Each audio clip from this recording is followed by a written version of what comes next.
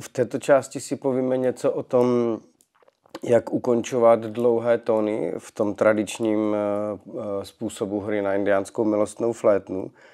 A jeden ze způsobů, nebo jedna z možností, jak ukončit dlouhý tón, je, že ho necháme postupně jako spadnout, vyhasnout. Že jenom ubírám dechu a ten tón postupně zaniká. Ukážu ukázku.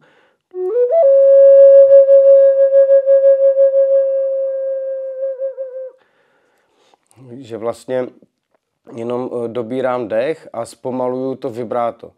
Že když v tom vibrátu, když foukám, aby ten tón měl vibraci, když foukám do toho tónu v určité rychlosti, třeba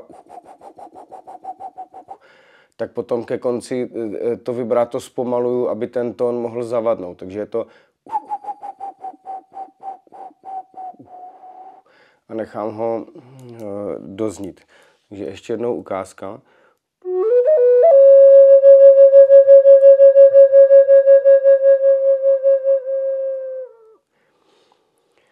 Tak to je jedna z možností. Další taková možnost v té tradiční hře je takzvané puknutí, že ten tón ostře uzavřu jakoby směrem nahoru.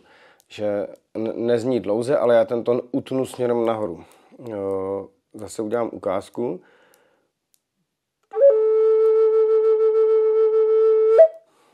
Že ho ostře utnu.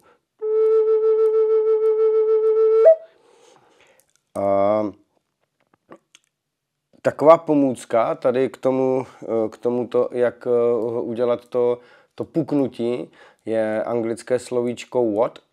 A pomůže vlastně, když hrajete na tu flétnu a do toho náustku, jako byste řekli slovo what a přitom pohnete prsty. Já to teď ukážu třeba tady na obou ukazováčcích.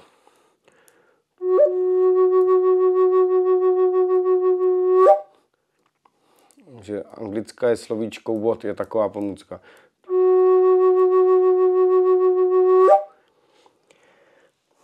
Takže jedna z možností je nechat tón zvadnout.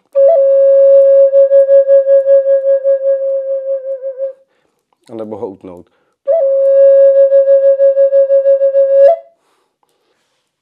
Tak to je to, co se týče uzavření dlouhých tónů. A pak je podobný princip ještě u toho, když chceme tón začít, kdy ho můžeme jako začít z ostra. Že vlastně pomůckou pro to je slovíčko ta, že řeknu ta a vlastně přikryju zároveň dírky. Velmi často tak začínají ty prastaré milostné písně tady tímto stylem ostrých tónů od spodní části. Že taková ukázka toho ta a zavření.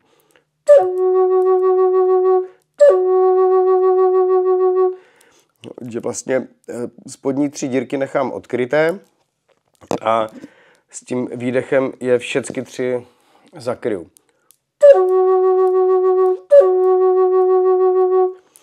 A druhá možnost je, že mám dírky zakryté, když chci ostře začít a jakmile vdechnu to ta do flétny, tak oddělám třeba v tomto případě, když začínám od spodu, tak oddělám oba ukazováčky.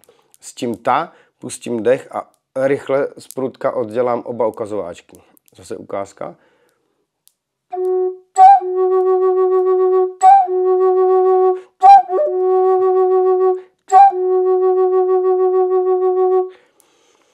Tak to je další možnost, jak si s tím hrát.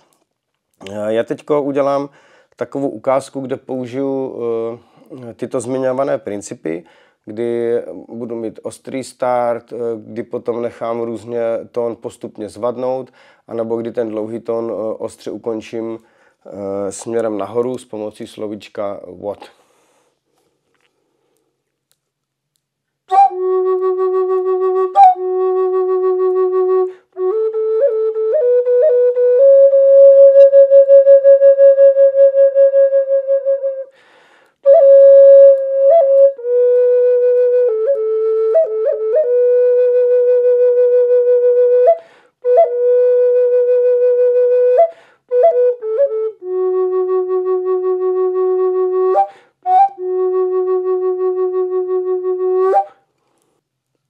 zkoušejte, toto jsou jedny z možností, jak vlastně udržovat ten styl hry v takovém tom tradičním modu. To jsou velmi typické prvky pro starý způsob hry na tyto indiánské milostné flétny.